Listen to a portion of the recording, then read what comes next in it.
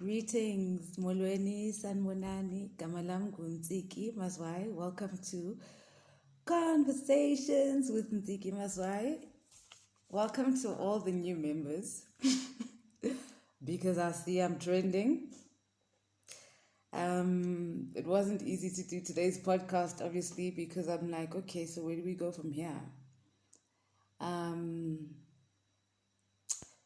I was quickly inspired and reminded when I saw that the media has already started with the smear campaign. I must just check it out. Guys, my phone could ring because it's been ringing and I've been ignoring. They're not going to interrupt our time. So when it rings, I'm just going to hang up because it's part of our capital resources. Okay, so when I looked in the media, because I was still quite chilled. Sorry about the noise today. Usually I record in the wee hours of the morning, but now I've been sleeping. I was engaging with you on Twitter until really late. I want to say, wow, sisonke guys, like galinch. And yeah, actually, so I don't really, yeah, sisonke. So I'm seeing the media's lying to you again about me. And this is how you guys ended up hating such a cool chick like me. I see the media's lying again. I'm not even going to read the articles because I don't do that to my spiritual health. I've seen for many years the smear campaigns in the media talking Ntsiki's this and making you hate me. I don't engage it, and I want to tell you that that's how I take care of my spiritual well-being, is that don't stress too much about what you read in the media about me because I don't let it affect me. So don't let it affect you either. So I see they're saying that I am opposing the shutdown. Guys, I believe we are all learned and literate and just have a little bit of common sense. Ne? In the letter to the president, did anybody see me opposing the shutdown? Or did you see me saying that it was planned from a place of privilege and assuming that people don't live from hand to mouth? Because we need to clarify that. Because now what the media is doing is distracting you from the reality of the situation that we are finding ourselves in as a majority, and making it about me and making it personal, and we're not addressing the issues. So this thing of us having no black media is problematic. I have my mother, Mama Angola, has said to me that I should tell you that you guys need to set up a trust fund for me and make sure there's money in there for me all the time so that I can continue to speak. Because you can see I'm putting myself in quite but I think that's part of I wanted to talk about what is leadership, what does it mean to be a leader? For me, most importantly, it's not about you. It's about what everybody else around you. It's for greater good. So for me, leadership is somebody who possesses those qualities of service and greater good and is open to engagement. If you guys rob me of an opportunity to express myself, then it means our democracy is not working. And besides that, so many things have come out of this whole lockdown thing. And I think the biggest thing for me is how we have shifted away from the African way of doing things, We're trying to use Western solutions. And it's forcing us to be like, okay, who are we? I saw some pictures on the internet. Oh snap! I hope I've got them here. Where it's like, how come this kind of medication, yes, it is chem, is allowed, but not umuti, which is our kind of medication. So the white medicine is allowed during the shutdown, and the black medicine isn't allowed. So it just brings attention to the whole indoctrination thing that Abelung have done to us, and how they've turned us into consumers of their things, you know? So even the thing I saw, I don't have the pictures are actually in that phone. And the picture of like informal traders versus Woolies. And how did we get to that decision? Because inside Woolies, there's a lot of air conditioning, and we're all breathing the same air, first of all. Okay, we're inside a building, so we're breathing the same air. Then the air conditioning makes it cold, which makes it rife for this virus to move around and to be alive. Whereas with informal trading, it's outside. And I've seen pictures of the community which have come up with creative solutions to how we as Africans can take care of ourselves, where they've done the social distancing thing with mama batengisa the veggies. So speaking from just like a point of view of hygiene and health, isn't it better to be outside with the social distancing and the fresh air as opposed to congesting ourselves inside these shops? So how did we get to that conclusion?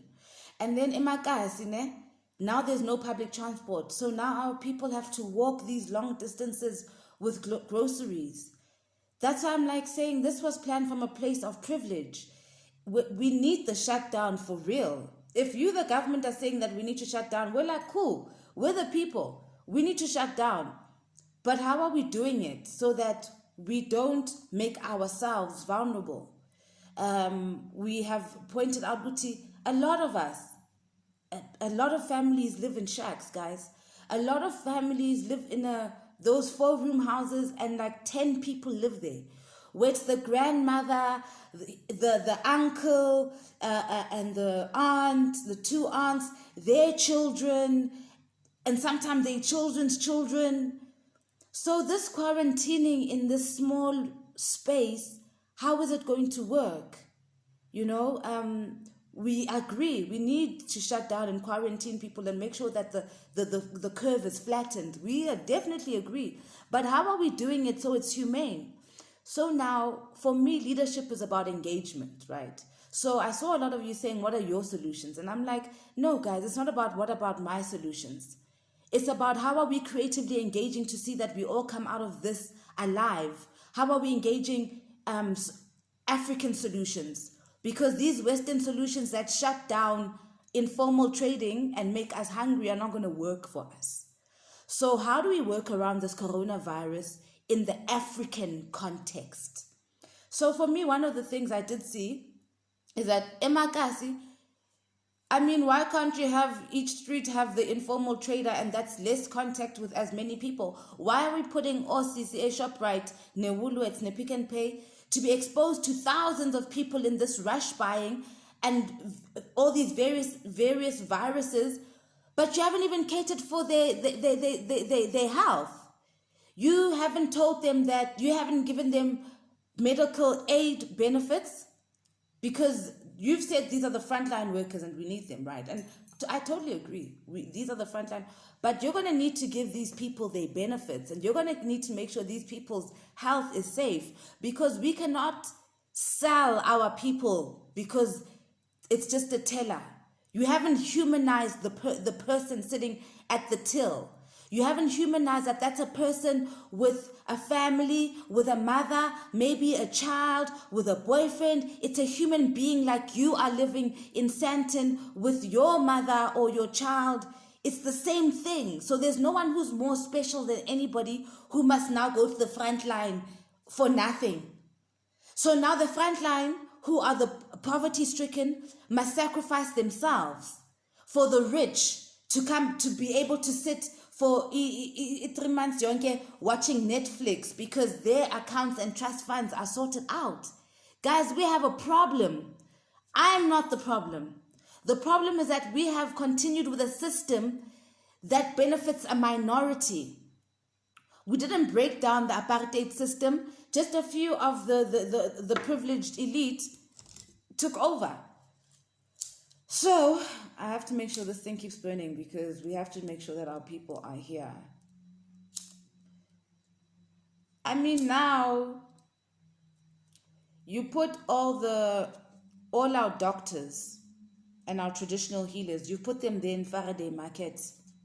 They're where they're inaccessible and it's right. Do you not see a problem with that?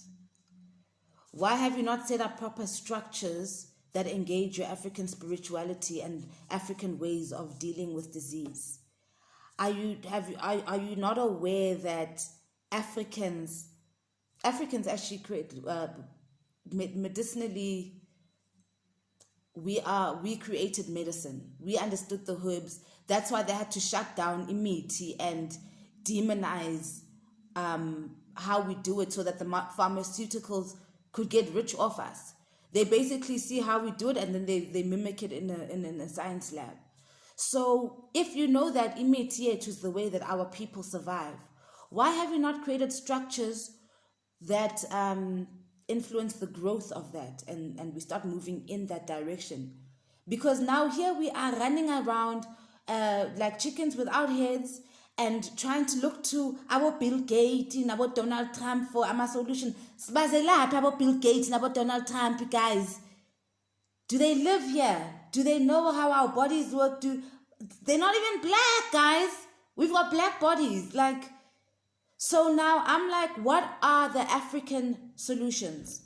And I don't think it's ridiculous for me to expect the government to have solutions in place, I saw that in the UK, if you're self-employed, you're going to get £2,500 a month grant for three months.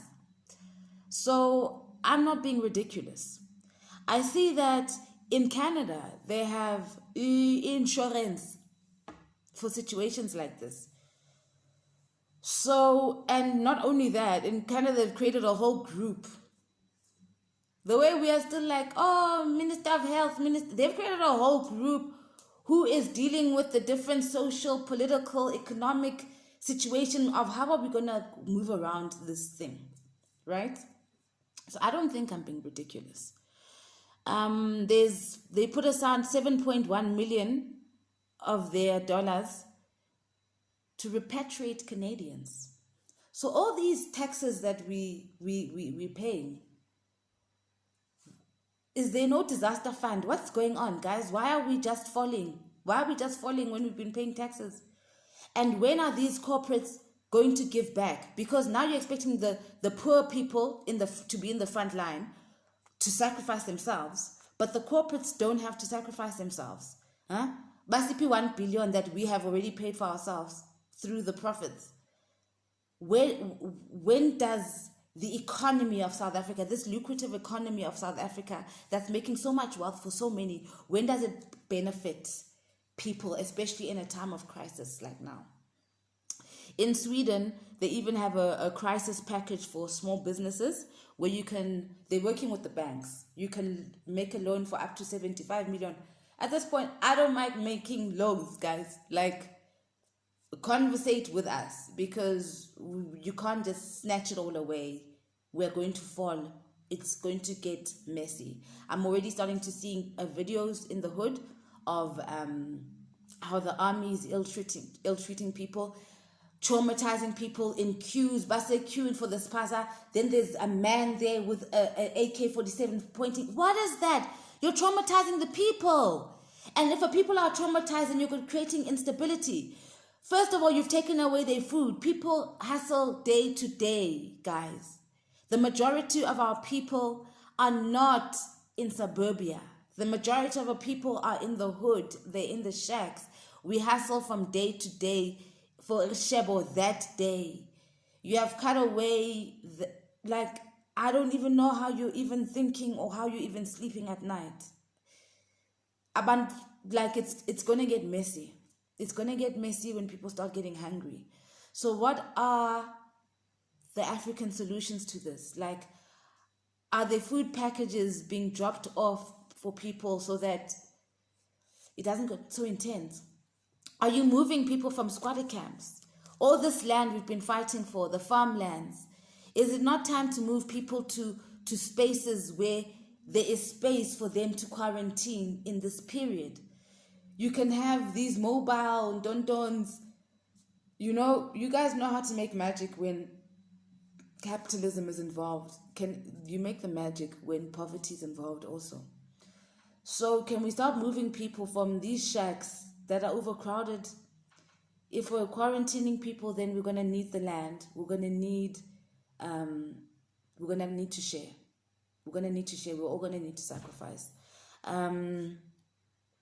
Yeah, so I just want to know that the essential workers are protected, especially the ones at the bottom, because yay, that's the mass. That's the whole foundation of South Africa.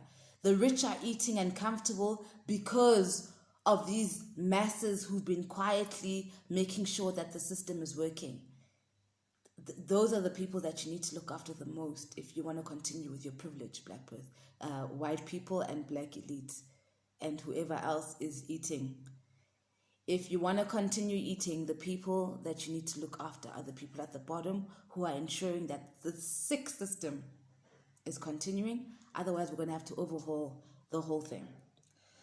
So yes, for me, it's time to engage with indigenous leaders and to look at within ourselves and what are the African solutions. I'm seeing already some brilliant ideas coming through on tweets and everything. I think I've got a picture here that made me laugh. To show how fucked up our system is. Oh, here's this picture that I wanted to show you. I mean, this is at ShopRite. What's that? Oh, snap. How are you going to do that to people?